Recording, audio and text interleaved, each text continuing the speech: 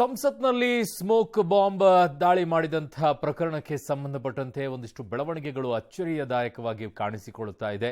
ಹಿನ್ನೆಲೆ ಏನು ಎತ್ತ ಅನ್ನುವಂಥದ್ರ ತನಿಖೆ ನಡೀತಾ ಇದೆ. ಉದ್ದೇಶ ಏನಿತ್ತು ಅನ್ನುವಂಥದ್ರ ತನಿಖೆ ನಡೀತಾ ಇದೆ. ಸೊ ಈ ಮಾಸ್ಟರ್ ಮೈಂಡ್ ಯಾರು ಅನ್ನೋದಾದ್ರೆ ಮನೋರಂಜನ್ ಅನ್ನೋದು ಈಗ ಗೊತ್ತಾಗ್ತಾ ಇದೆ.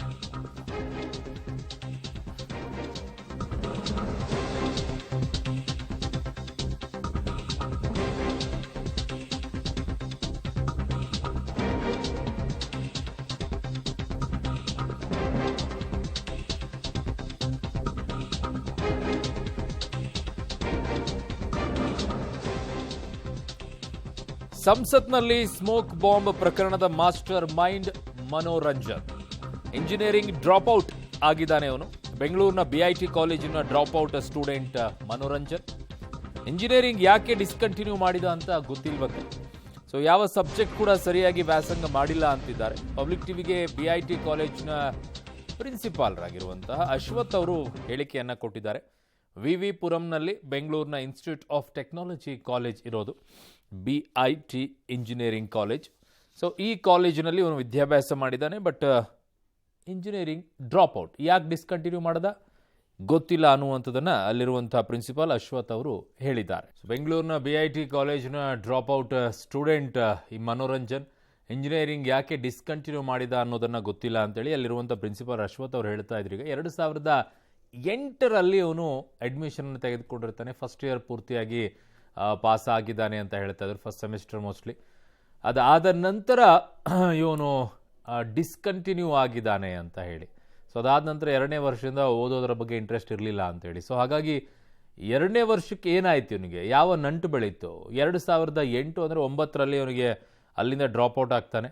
ಓಕೆ, ನಮ್ಮ ಜೊತೆಗೆ ಪ್ರಿನ್ಸಿಪಾಲ್ರೇ ಸಿಕ್ಕಿದ್ದಾರೆ. ಎಸ್ ಅಶ್ವಥ್ ಸರ್, ಅವನ ಬಗ್ಗೆ ಹೇಳ್ತಾ ಇದ್ರಿ. 2008ರಲ್ಲಿ ನಿಮ್ಮ ಕಾಲೇಜ್ ಅಡ್ಮಿಷನ್ ಮಾಡ್ಕೊಳ್ತಾನೆ, 1 ವರ್ಷ ಆಗುತ್ತೆ, 2ನೇ ವರ್ಷದಿಂದ ಅವನು ಸರಿಯಾಗಿ ಓದೋದಿಲ್ಲ ಅಂತ ಹೇಳಿ. ಬಗ್ಗೆ ಹೆಚ್ಚಿನ ಮಾಹಿತಿ ಸರ್, ವಿದ್ಯಾರ್ಥಿ ಬಗ್ಗೆ ಹೆಚ್ಚಿನ ಮಾಹಿತಿ ಇಲ್ಲ. ನಮ್ಮ ದಾಖಲೆಗಳ ಪ್ರಕಾರ ನಿನ್ನೆಯಿಂದ ನ್ಯೂಸ್ ಬಂದಾದ್ಮೇಲೆ ನಾವು ಒಂದು ಸ್ವಲ್ಪ ವಿಷಯ ಕಲೆ ಹಾಕೋದಕ್ಕೆ ಪ್ರಯತ್ನ ಪಟ್ವಿ. ಇದರಲ್ಲಿ ಏನಾಗಿದೆ ಅಂತಂದ್ರೆ, ಅವರು 2008ರಲ್ಲಿ ಅಡ್ಮಿಷನ್ ಆದ್ಮೇಲೆ 1ನೇ ವರ್ಷ ಚೆನ್ನಾಗಿ ಮಾಡಿದ್ದಾನೆ. ಸೆಕೆಂಡ್ ಇಯರ್ ಬಂದಾದ್ಮೇಲೆ ಅವನು ಯಾವುದೇ ಒಂದು ಆಸಕ್ತಿ ತೋರಿಸ್ದಂಗೆ ಕಾಣಿಸ್ತಾ ಇಲ್ಲ, ಯಾಕೆಂದರೆ ಯಾವುದು ಸಬ್ಜೆಕ್ಟ್ಸು ಕ್ಲಿಯರ್ ಮಾಡ್ಕೊಂಡಿಲ್ಲ. ಅದಾದಮೇಲೆ ಅವನು ಡಿಸ್ಕಂಟಿನ್ಯೂ ಮಾಡಿಬಿಟ್ಟಿದ್ದಾನೆ. 2008-9 ಆದಮೇಲೆ 9-10 ಡಿಸ್ಕಂಟಿನ್ಯೂ ಆಗಿದ್ದಾನೆ. ಅವನ ಬಗ್ಗೆ ಹೆಚ್ಚಿನ ಮಾಹಿತಿ ನಾವು ಈಗ ಅವನಿಗೆ ಟೀಚ್ ಮಾಡಿರೋ ಟೀಚರ್ಸು ಎಲ್ಲ ರಿಟೈರ್ಡ್ ಆಗಿರೋದ್ರಿಂದ ಮಾಹಿತಿ ಕಲೆ ಹಾಕೋದಕ್ಕೆ ಪ್ರಯತ್ನ ಪಡ್ತಾ ಇದ್ದೀವಿ.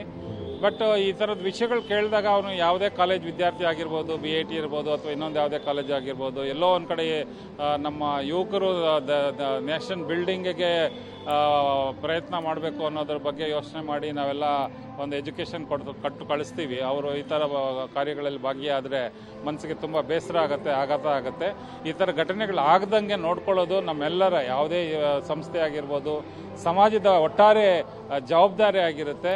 ಅವರು ಹಿಂದೆ ಹೇಗಿದ್ರು, ಅವರು ಕಾಲೇಜ್ ಮುಗಿದ ಮೇಲೆ ಯಾವ ಸಂಬಂಧ ಇತ್ತು, ಹೇಗಿದ್ರು, ಯಾವ ಒಡನಾಟ ಆಯಿತು, ಅವ್ರು ಯಾವ ಥರ ಕಾರ್ಯಗಳಲ್ಲಿ ತೊಡಗಿದ್ರು ಅನ್ನೋದ್ರ ಬಗ್ಗೆ ನಾವು ಯೋಚನೆ ಮಾಡಬೇಕಾಗತ್ತೆ. ಎಲ್ಲರಿಗೂ ಒಳ್ಳೆ ಮಾರ್ಗದಲ್ಲಿ ಹೋಗೋದಕ್ಕೆ ಏನೇನು ಅವಕಾಶಗಳು ಮಾಡಿಕೊಡ್ಬೇಕು ಅದನ್ನು ಮಾಡಿಕೊಡೋದು ನಮ್ಮೆಲ್ಲರ ಜವಾಬ್ದಾರಿ. ನಮ್ಮ BIT ಇಂಜಿನಿಯರಿಂಗ್ ಕಾಲೇಜಲ್ಲಿ ಸುಮಾರು 5,000 ಜನದ ಮೇಲೆ ಇರ್ತಾರೆ. ಎವ್ರಿ ಇಯರ್ 1,500 ಸ್ಟೂಡೆಂಟ್ಸ್ ಅಡ್ಮಿಷನ್ ಆಗ್ತಾರೆ. ನಮ್ಮಲ್ಲಿ ಓದಿ ಹೋಗಿರೋವಂಥವ್ರು ದೇಶ ವಿದೇಶಗಳಲ್ಲಿ ಒಳ್ಳೆ ಹೆಸರು ಆಗಿದ್ದಾರೆ, ಸಮಾಜಮುಖಿ ಕಾರ್ಯಗಳಲ್ಲಿ ತೊಡಗಿದ್ದಾರೆ, ಸ್ಟಾರ್ಟಪ್ಸ್ ಮಾಡಿದ್ದಾರೆ, ಇಂಡಸ್ಟ್ರೀಸ್ ಮಾಡಿದ್ದಾರೆ, ಸಮಾಜಕ್ಕೆ ಒಳ್ಳೆ ಕಾರ್ಯಗಳನ್ನು ಮಾಡ್ತಾ ಇದ್ದಾರೆ. ಈ ಥರದ್ದೆಲ್ಲೋ ಒಂದು ಕಡೆ ನ್ಯೂಸ್ ಕೇಳಿದಾಗ ನಮ್ಮ ಮನಸ್ಸಿಗೂ ತುಂಬ ಬೇಸರ ಆಗಿದೆ. ಎಸ್, ಐ ಟು ಎಗ್ರಿ ಸರ್ ನಿಮ್ಮ ವಿಚಾರದಲ್ಲಿ. ಯಾವುದೇ ಶಾಲಾ ಕಾಲೇಜುಗಳು ಕೂಡ ಒಬ್ಬ ದೇಶಕ್ಕೆ ಒಬ್ಬ ಒಳ್ಳೆ ಪ್ರಜೆಯನ್ನು ಕೊಡಬೇಕು ಅನ್ನುವಂಥ ಇಚ್ಛೆಯನ್ನು ಇಟ್ಕೊಂಡೇ ವಿದ್ಯಾಭ್ಯಾಸವನ್ನು ಕೊಡುತ್ತೆ. ಬಟ್ ಆದರೆ ಇಲ್ಲಿ ಇವರು ಯಾವ ದಾರಿ ಹಿಡಿತಾರೆ ಅನ್ನೋದ್ರ ಮೇಲೆ ಹೊರಟೋಗ್ಬಿಡುತ್ತೆ. ಬಟ್ ಇಲ್ಲಿ ಸರ್, ಇವನು 2009ರಿಂದ ಡಿಸ್ಕಂಟಿನ್ಯೂ ಆದಮೇಲೆ ಕಲೀಲೇ ಇಲ್ವಾ, ಅಥವಾ ಫೇಲ್ ಆದ್ನ, ಅಥವಾ ಅಲ್ಲಿಂದ ಕಾಲೇಜಿಗೆ ಬಂದಿಲ್ವಾ ಸರ್ ಇವನು? ಇಲ್ಲ, ಬರ್ದಿಲ್ಲ ಸರ್. ಈಗ ಗೊತ್ತಿರೋ ಮಾಹಿತಿ ಪ್ರಕಾರ ಇನ್ನು ಕೂಲಂಕಷವಾಗಿ ಪರಿಶೀಲನೆ ಮಾಡಬೇಕು. ಫಸ್ಟ್ ಇಯರ್ ರೆಗ್ಯುಲರ್ ಆಗಿದ್ದ, ಆಮೇಲೆ ಇರೆಗ್ಯುಲರ್ ಅಂತ ಗೊತ್ತಾಗಿದೆ.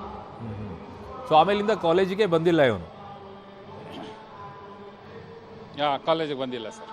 ಓಕೆ, ಅವ್ನ ಬಿಹೇವಿಯರ್ ಬಗ್ಗೆ ಯಾರಾದರೂ ಏನಾದರೂ ಹೇಳ್ತಾರಾ ಸರ್, ಹೆಂಗಿದ್ದ ಏನು ಅಂತ ಹೇಳಿ ನಿಮ್ಗೆ ಈಗ ಇರುವಂಥ ಮಾಹಿತಿ ಪ್ರಕಾರ? ಇಲ್ಲ ಸರ್, ಇದು 2008 ಆಗಿರೋದ್ರಿಂದ ಆಗಿದ್ದು ಎಲ್ಲ ಅಧ್ಯಾಪಕರು ನಿವೃತ್ತಿ ಆಗಿದ್ದಾರೆ ಬಹುತೇಕ. ಹೆಚ್ಚಿನ ಮಾಹಿತಿ ಕಲೆ ಹಾಕೋದಕ್ಕೆ ನಾವು ಪ್ರಯತ್ನ ಪಡ್ತಾ ಇದ್ದೀವಿ. ಅವನು ಹೇಗಿದ್ದ, ಇಲ್ಲಿ ಕಾಲೇಜಲ್ಲಿ ಇರಬೇಕಾದ್ರೆ ಹೇಗಿದ್ದ, ಎಲ್ಲ ಆಕ್ಟಿವಿಟೀಸಲ್ಲಿ ಪಾರ್ಟಿಸಿಪೇಟ್ ಮಾಡ್ತಿದ್ನ, ಅಕಾಡೆಮಿಕಲಿ ಹೇಗಿದ್ದ ಅನ್ನೋದ್ರ ಬಗ್ಗೆ ಮಾಹಿತಿ ಕಲೆಕ್ಟ್ ಮಾಡ್ತಾ ಇದ್ದೀವಿ. ಮಾಡಿ ಹೆಚ್ಚಿನ ವಿಷಯ ಗೊತ್ತಾದ ತಕ್ಷಣ ತಿಳಿಸ್ತೀವಿ ಸರ್. ಸೊ ಫಸ್ಟ್ ಇಯರ್ ಪೂರ್ತಿಯಾಗಿ ಕಂಪ್ಲೀಟ್ ಮಾಡ್ಕೊಂಡಿದ್ನ ಸರ್, ಅದನ್ನು ಅಲ್ಲೇ ಉಳಿಸ್ಕೊಂಡಿದ್ನ?